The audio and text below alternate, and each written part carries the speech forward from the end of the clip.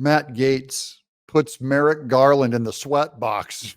It's so good. This is the Justice Department Oversight Committee, by the way, run by Jim Jordan. He's in charge instead of Jerry Nadler. Jerry Nadler sitting next to him. He's part of this committee. This is why you have to keep Speaker Mike Johnson in his position, or these guys cannot run oversight. Instead of Jim Jordan running these committees, you'd have Hakeem Jeffries, Jerry Nadler, Chuck Schumer doing all this stuff.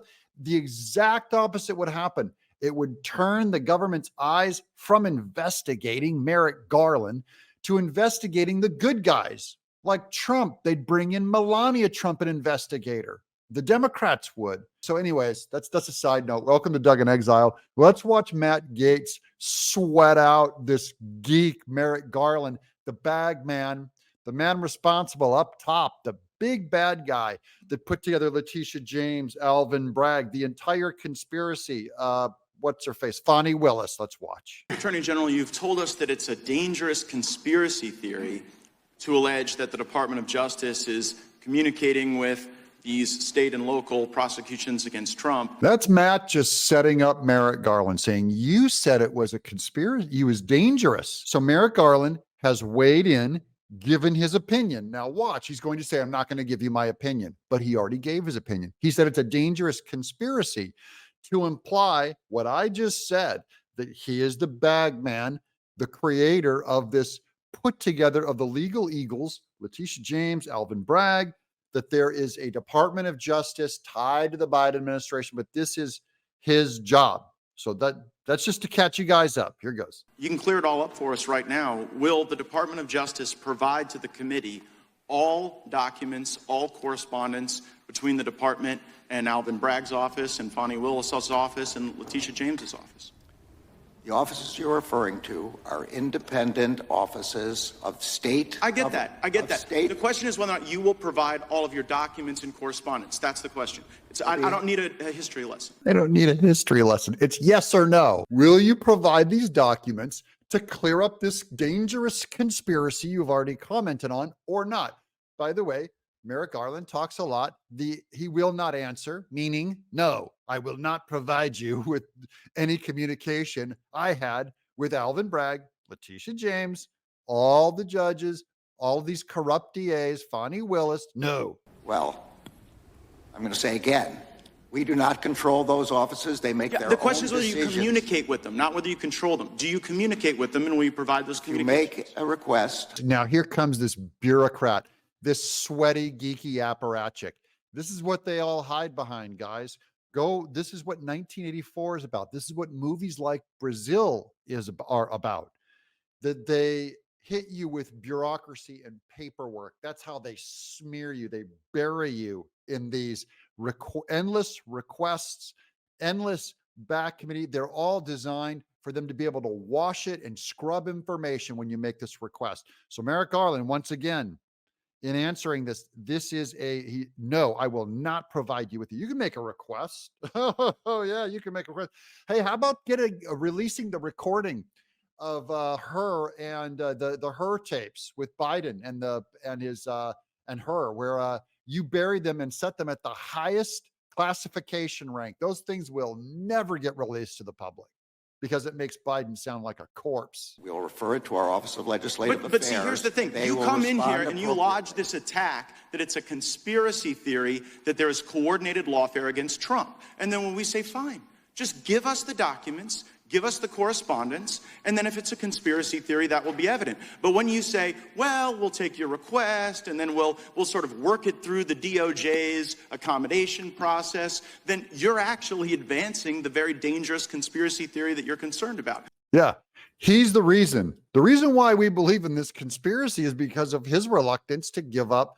Now, it's not you're guilty until proven innocent, but Matt Gaetz is bringing up solid reasons, solid evidence that Merrick Garland was at the top influencing this thing with his people, that it wasn't just an honest bunch of lawsuits and investigations. Oh, no. Now, you were a judge, once nominated the highest court in our country. And this is Matt Gaetz just kind of rubbing his face in it. You were once nominated for the highest court in our country. Remember Barack Obama wanted Merrick Garland to be on the Supreme Court? This is where Mitch McConnell saved America to enemies of Mitch McConnell. Okay. He did not allow Obama to appoint Merrick Garland to the Supreme Court. He left the seat open. Mitch McConnell. Or Trump. Anyways, that's got to be a painful memory for Merrick Garland to be like, oh man, that's Matt. You were once appointed, nominated to the Supreme Court. What happened, Merrick Garland? When you were a judge, I'm just curious, did you ever make political donations to partisan candidates? No. No. And you didn't because that would create the potential appearance of impropriety. I didn't because there's a federal rule barring federal judges from making contributions. Yeah, Merrick Garland doesn't care about the appearance of impropriety. He only did it because there was a federal rule. But watch this. Matt Gaetz here is setting him up. He's going to get him. He's going to get Merrick Garland to betray his Lord 3 times before the cock crows. Here it goes. Right, but under that same theory of attacks on the judicial process, like, shouldn't someone be owed like a jury of their peers and a judge that's non-biased rather than getting a judge from your political opponent's donor file? I'm well aware that you're not asking a hypothetical. You're asking me to comment on a jury verdict. Guilty. That's number 1. What did Matt Gaetz just trick him into doing? Matt Gaetz asked him a question about this hypothetical scenario about shouldn't someone get a fair jury? And he forced Merrick Garland to make the connection that he was asking a question about the New York judgment against Trump. Okay, so that's number 1. He'll wrap it up. Hold on 1 second. That's number 1. He got Merrick Garland to make the connection, and he did not ask the question. He's baiting Garland here. Now comes number 2. Here goes. In another jurisdiction which has to be respected. I won't comment on it. That case is still ongoing. The defendant, Mr. Attorney General, I hadn't asked you about the verdict yet. We were getting there. I was talking about the judge. And I love Matt Gaetz playing coy here. I didn't ask you about the jury. You brought that in. I asked you about the judge. That's the second time that Merrick Garland makes the connection. And so let me ask you this question about your time as a judge. Was there ever a time when you were a judge when you had a family member who was personally profiting off of the notoriety of a case that was before your court? I'm going to say again, it's very clear you're asking me to comment on a case in another jurisdiction. No, wait, hold on, Mr. Attorney General. That's number 3. 3 times he got him to make a connection back to the case. Matt Gaetz has him. Matt Gaetz is playing so coy. He just sweated this guy out, caught him in a lie because Merrick Garland is commenting and saying he's not going to comment. I'm not going to comment. I'm not going to comment. Did you ever have a family member profit off of the notoriety of any case that you sat over? Say again, you're asking yes or no? You're asking me to comment on a case currently. Well, it seems you're connecting the dots, Mr. Attorney General. No, I didn't do it. You did it, Merrick Garland. You sweat that geek. Get him in the box, Matt. Get him. Throw this guy in prison. Investigate. Subpoena his emails. By the way, get used to this guy's sweaty face. Get used to it. Because when Trump gets back in office, it is open season. We are going to court. We're going to do to them what they did to us. It is time for some retribution. It is time for we run the government the way the Democrats taught us to. It is time. I'm just asking you as to a general principle, but you are aware that Judge Merchan's daughter was profiting off of this prosecution. You are aware that that creates the appearance of impropriety. You know the very reason there's a federal rule against judges giving donations is because it is the very attack on the judicial process that we're concerned about. I'm sorry, I don't agree with anything you just said, but I'm not going to comment. I don't agree with anything you just said. That's a comment, but I'm not going to comment on an ongoing. See, he's lying. He wants to comment. He's calling us conspiracy. He's saying these are dangerous conspiracy. He keeps doing it. He is absolutely hanging himself on this one. But I'm not going to comment on it. Okay, so you won't comment on it, Mr. Attorney General, but you had no problem dispatching Matthew Colangelo. Who's Matthew Colangelo? That is false. I did not dispatch Matthew Colangelo. Matthew That's Colangelo. false. Here goes. I'm going to introduce you guys to these characters, new characters. Matthew Colangelo. He's the guy that works in Alvin Bragg's office. took a mass demotion. He demoted himself to get that job and start organizing things for Alvin Bragg to pick this case back up and get Trump. Matthew Colangelo became the Assistant Attorney General at the very beginning of the Biden administration. Without having been Senate confirmed, goes and gets this senior role at the DOJ.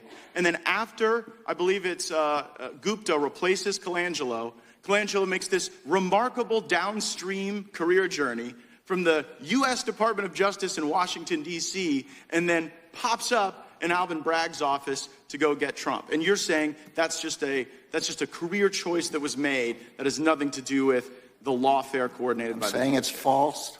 Yeah. So once again, he says he will not comment, but then he goes, it's false. And he's smiling. If you go back and look at that again, he's smiling as Matt Gaetz implies that this guy makes this magical demotion, this magical lower job. Garland is laughing, knowing like it's true. What you're saying is funny because it's true. I did not dispatch Mr. Colangelo anywhere. Well, do you know how he ended up there? I assume he applied for a job there and got the job. But see, you know what? I tell you, I had nothing to do with it. Well, you might not have had anything to do with it, but we've got this contemporaneous evidence in Mr. Pomerantz's book. Here's another one. This is Mark Pomerantz. This is a new character I'm introducing you guys to. Get used to these guys. Get ready. This is Mark Pomerantz, and this is his book, The People versus Donald Trump, an Inside Account, where he basically gives the entire plan that Merrick Garland put together. Now watch, here's Matt Gaetz bringing it and connecting the dots in front of Merrick Garland. So Pomerantz writes this book, which I'm sure you're aware of, where he says, we put together the legal eagles to get Trump.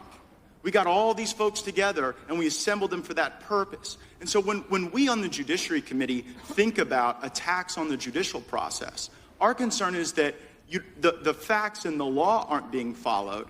A target is acquired, here, Trump, and then you assemble the legal talent from DOJ, Mr. Pomerantz, and you bring everybody in to get him. And meanwhile, the judge is making money on it. The judge is making money on it, or the judge's family's making money on it for stuff that you yourself wouldn't do. This is great too. Matt Gaetz will not let him answer. Comes in before he's able to even deny it, because we already know he's going to deny this conspiracy. He just goes, oh, and the judge's daughter's making money on it. By the way, $100 million off of promoting and helping Democrats like Adam Schiff, Kamala Harris. She's a Democrat consultant, Judge Juan Merchan's daughter, which he ought to automatically recuse himself. It's insane. You know, no one's going to buy this. No one's going to believe it. It's going to create great disruption. And I am saddened by it because, like you, I have given my life to the law. Yeah, I love this too. Matt is so good. No one is going to believe you, Merrick Garland. He just set him up. You created this conspiracy because of what you allowed and what you did. You deserve our disbelief, our skepticism, our feeling that the law is failing. It's been politicized in a way it's never politicized before, and you won't help, and you deserve it. Normal people should be thinking this. I care deeply about the law, and I think that the lawfare we've seen against President Trump will do great damage well beyond our time in public service. I see my time's expired. I yield back. Ranking members recognized for 5 minutes. and he ran out the clock, so Merrick Garland isn't allowed to reply, which I approve because he's just going to lie. He's a liar. Okay, now we've seen him lie in public. We've seen him deny things. We've seen him explain things. And we see now that fingers are starting to come out and point him as the bagman at the top that did all this hatchet work for Biden. I'm dug in exile.